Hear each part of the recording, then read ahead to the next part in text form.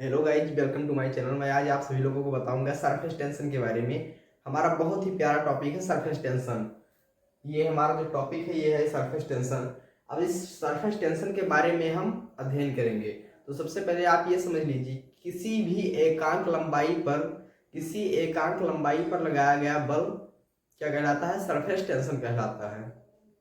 तो अब हम समझेंगे सरफेस टेंशन के बारे में कि सरफेस टेंशन क्या होता है। तो यह मुख्य रूप से द्रव में पाया जाता है। जो ये बल होता है ये मुख्य रूप से किसमें होता है? द्रव में होता है। ये ओनली किसमें? द्रव में।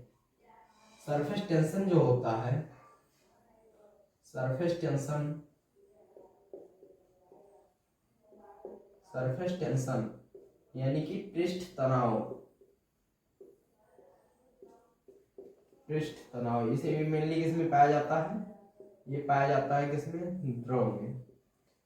यह द्रव में पाया जाने वाला एक ये जो बल है, जो उसके क्या सरफेस एरिया को कम से कम करता है, जो सरफेस एरिया को खींचे रखता है, ये होता है हमारा सरफेस टेंशन। तो अब हम लोग इतना समझे कि ये सरफेस टेंशन उसकी एरिया को क्या करता है? घटाए रखता है। तो जब सरफेस एरिया को घटाता है तो क्या होता है? जैसे मान लीजिए जब ये द्रव है हमारा, जो सरफेस टेंशन हो गया ये क्या करता है? किसी द्रव की एरिया को, किसी द्रव की सरफेस एरिया को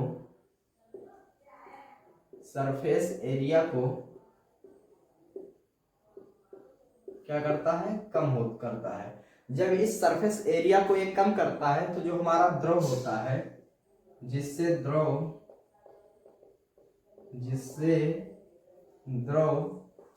गाढ़ा होकर सिकुड़ जाता है, गाढ़ा होकर सिकुड़ जाता है।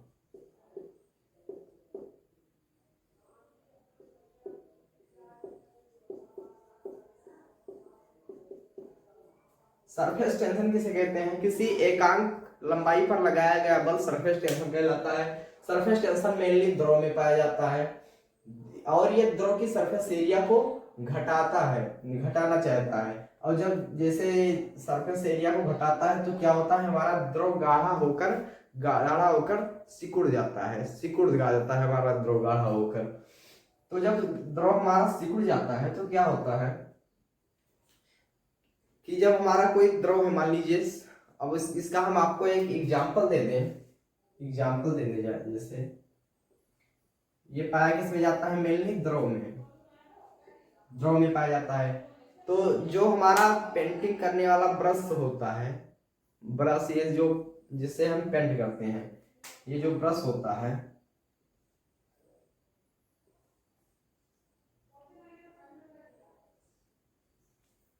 ये जो पेंटिंग करने का ब्रश होता है,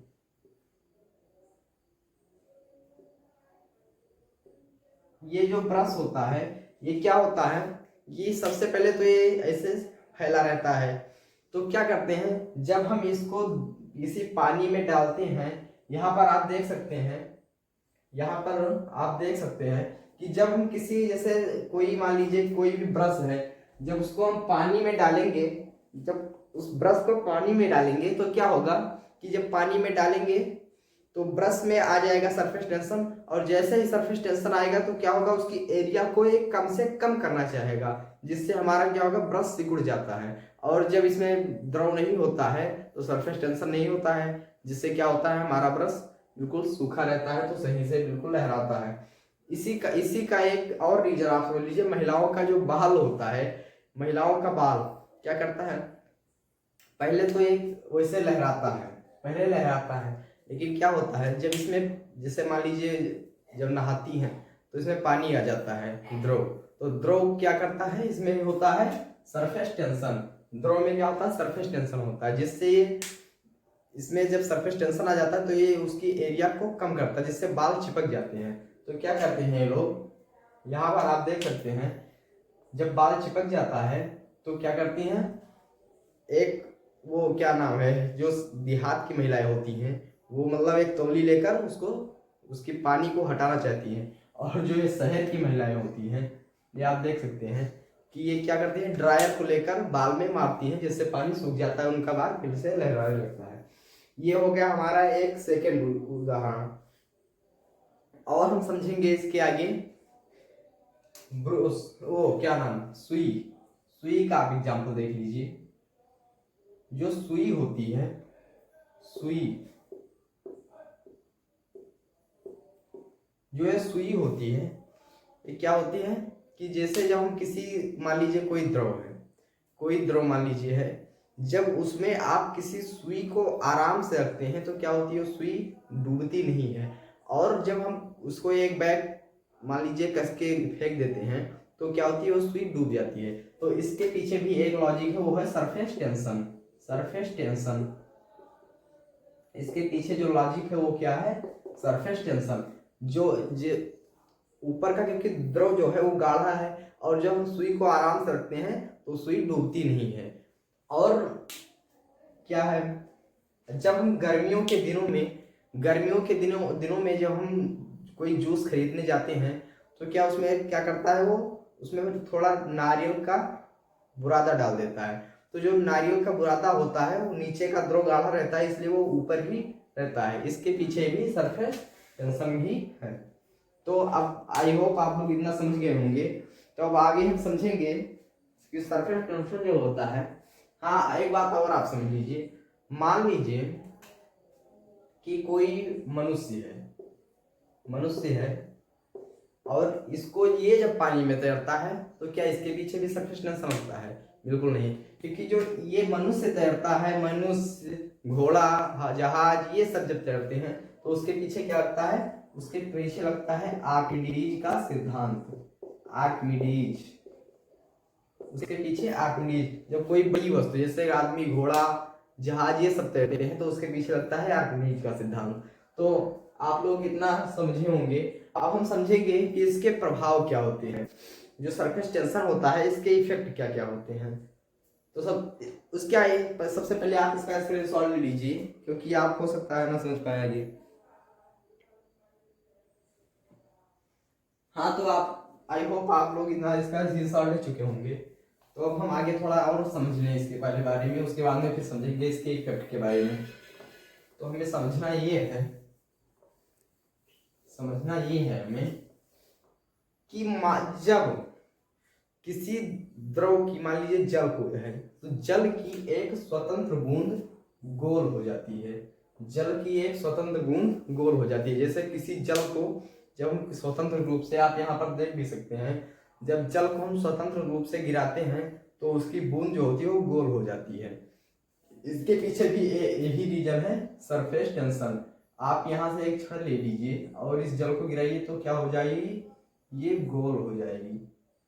इसके पीछे भी सरफेस टेंशन ही है।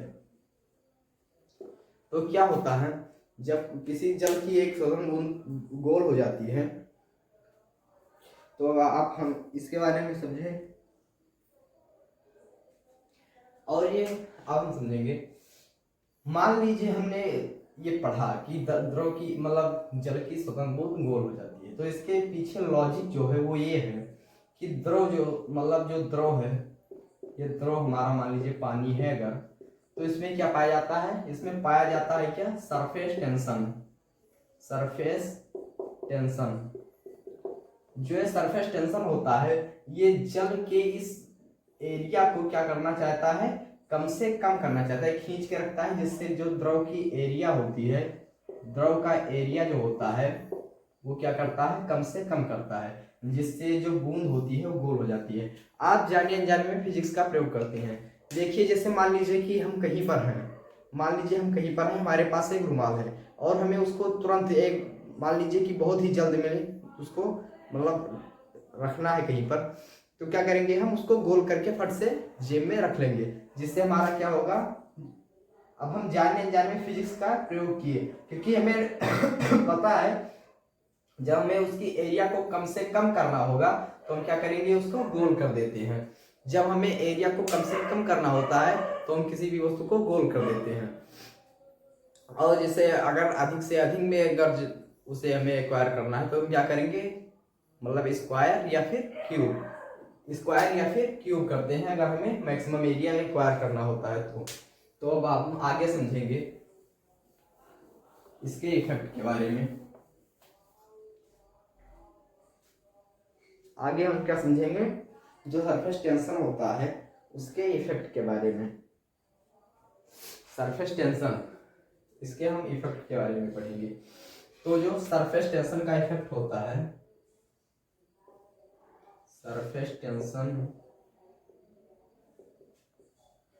पर इफेक्ट, किन किन चीजों का इफेक्ट होता है सरफेस टेंशन पर, इसके बारे में हम अब डीपली अध्ययन करेंगे कि सरफेस टेंशन जो हमारा होता है इस पर किस किस चीज की का इफेक्ट पड़ता है। तो सबसे पहला जो इफेक्ट है वो हम क्या पढ़ेंगे, टेम्परेचर, टेम्परेचर का इफेक्ट, टेम्परेचर। अब आप समझिए तापमान इसको कहते हैं। अब आप समझिए, बिल्कुल समझ लीजिए कि नोट करते चलिए आप इसको कि इसका इफेक्ट कैसे होता है। जब हम किसी चीज, किसी द्रव की का टेम्परेचर को, जब किसी द्रव के टेम्परेचर तापमान को कम करते हैं, तो द्रव गाढ़ा होकर सिकुड़ जाता है।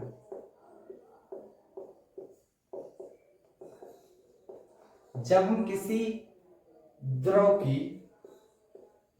के तापमान को कम करते हैं तो द्रव गाढ़ा होकर सिकुड़ जाता है। आप यहाँ पर देख भी सकते हैं इसका जो एग्जाम्पल है, क्योंकि जो दूध होता है हमारा, दूध को जब जितना देर तक हम गर्म रखते हैं उतना देर तक क्या होता है, इस पर कोई छाली नहीं जमती है। और जब हम इसको ठंडा करते हैं, इसका टेम्परेचर कम करते हैं तो इस पर छाली जमना शुरू हो जाती है। तो ये क्या होता है, ये सिकुड़ जाता है। इसके पीछे भी सरफेस टेंशन ही है। तो सरफेस टेंशन का ये इफेक्ट हो गया एक तापमान को कम करने से सरफेस टेंशन जो होता है वो बढ़ जाता है। और आप देख सकते हैं चाय में क्या होता है कि जितना देर तक वो गर्म रहता है उतना देर तक उस पर कुछ नहीं जमता, और जैसे ही ठंडा होना शुरू होता है उस पर एक समझ लीजिए छाली की तरह उस पर भी जमना शुरू हो जाता है। तो ये हुआ हमारा टेम्परेचर का। तो आप इसको समझे होंगे कि जैसे हम किसी जब द्रव को ठंडा करते हैं तो क्या होता है, वो सिकुड़ जाता है। अब आप इसके पीछे एक लॉजिक और भी क्लियर कर लीजिए कि जैसे जब हम किसी द्रव को ठंडा करते हैं तो वो सिकुड़ जाता है। तो इससे क्या मतलब हुआ कि हमारा हर एक सिकुड़ा हुआ चीज ठंडा होगा।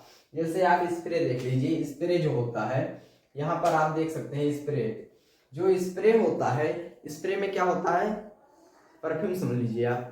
उसको जब हम मारते हैं तो हमें क्या कैसा लगता है, ठंडा लगता है, क्योंकि ये इसकी हर एक बूंदे सिकुड़कर छोटी हो गई होती हैं, इसीलिए जब हम स्प्रे मारते हैं तो हमें ठंडा लगता है।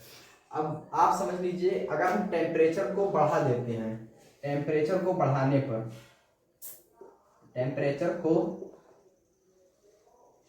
बढ़ाने पर एक मिनट, हम इसको पहले दोबारा लिख दे रहे हैं। क्या होता है कि टेम्परेचर बढ़ाने पर जो सरफेस टेंशन होता है ये क्या होता है, घट जाता है।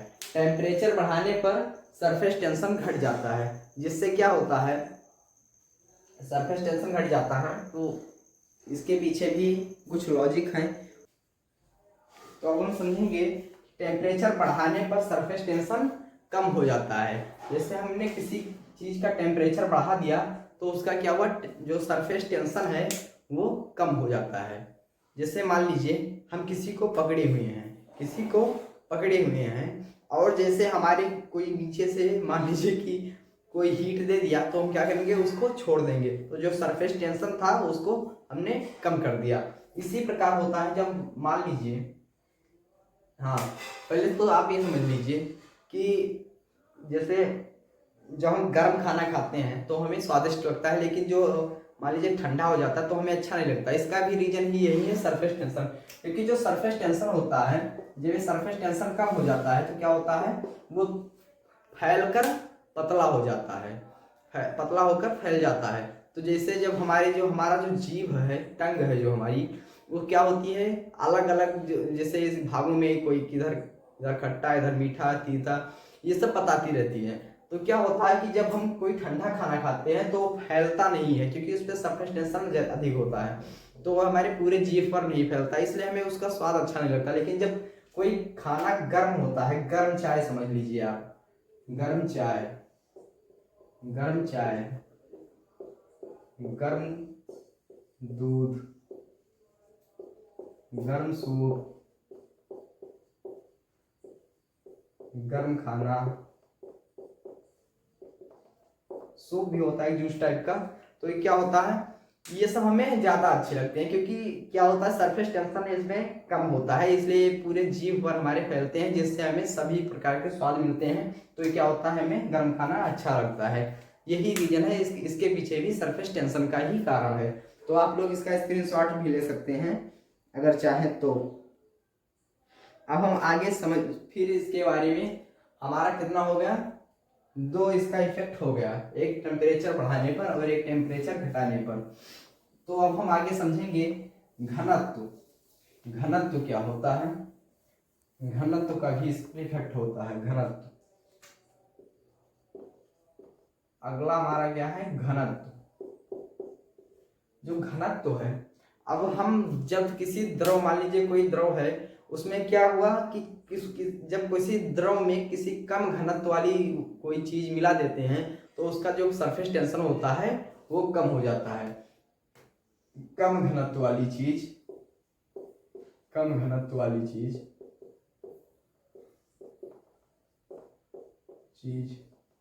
मिलाने पर क्या होती है, उसका जो सरफेस टेंशन होता है वो घट जाता है।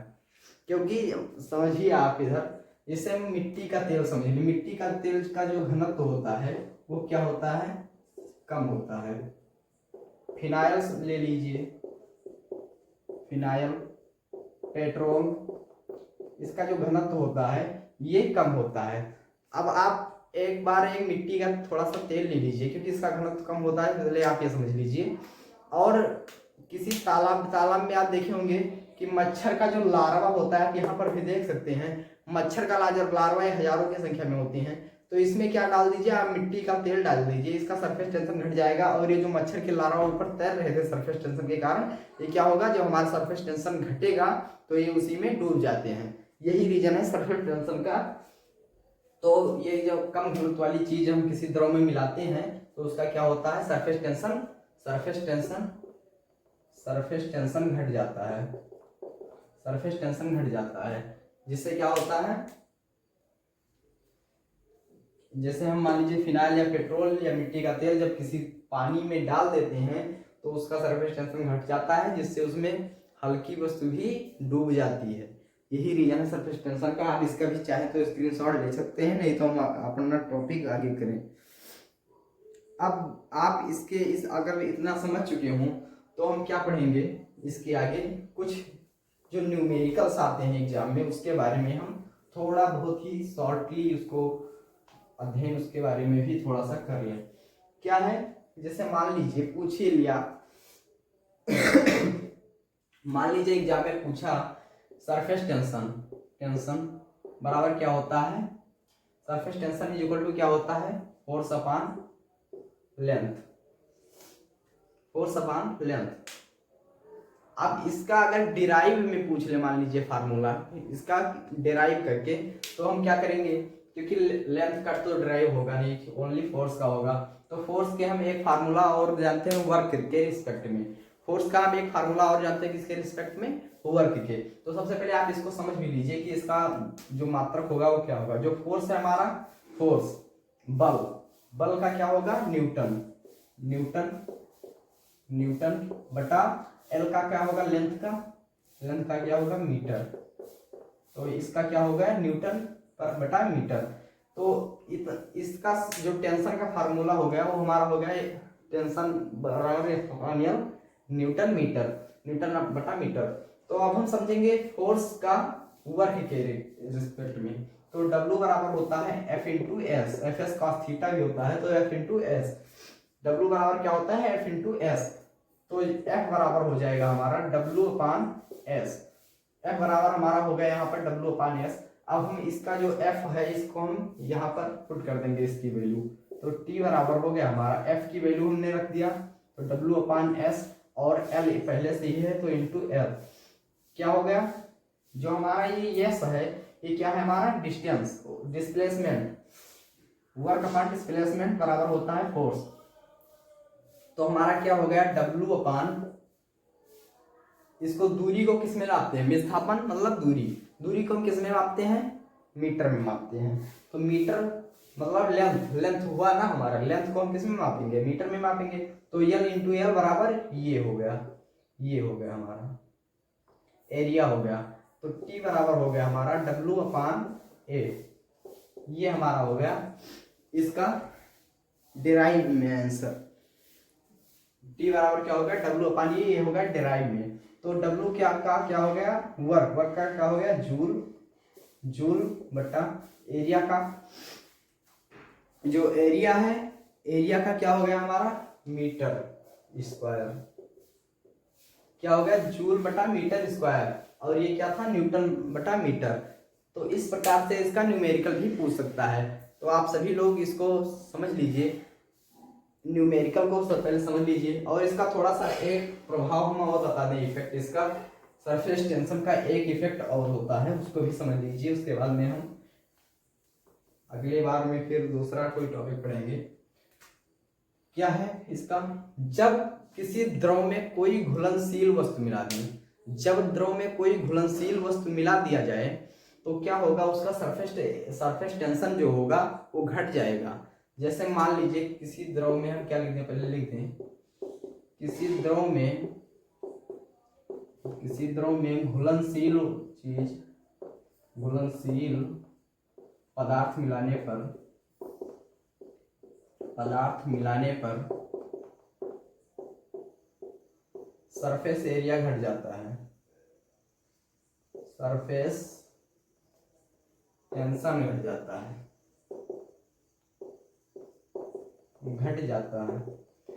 किसी द्रव में घुलनशील पदार्थ मिलाने पर उसका सरफेस टेंशन जो होता है वो क्या हो जाता है, घट जाता है। जैसे मान लीजिए पानी में आप क्या मिला दीजिए, डिटर्जेंट मिला दीजिए, तो उसका सरफेस टेंशन घट जाता है।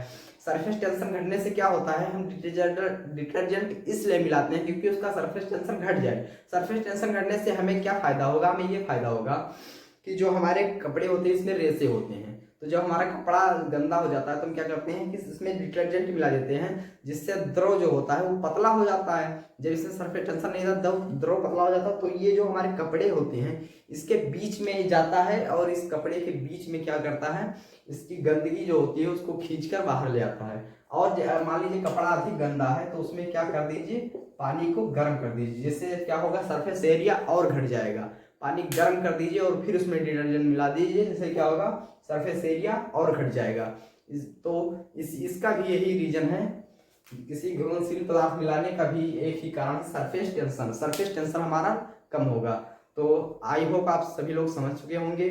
आप चाहें तो इसको मतलब आप इसका नोट्स तैयार कर लीजिएगा, और ये एग्जाम की दृष्टि से हमारे बहुत ही इम्पोर्टेंट टॉपिक है। तो जय हिंद।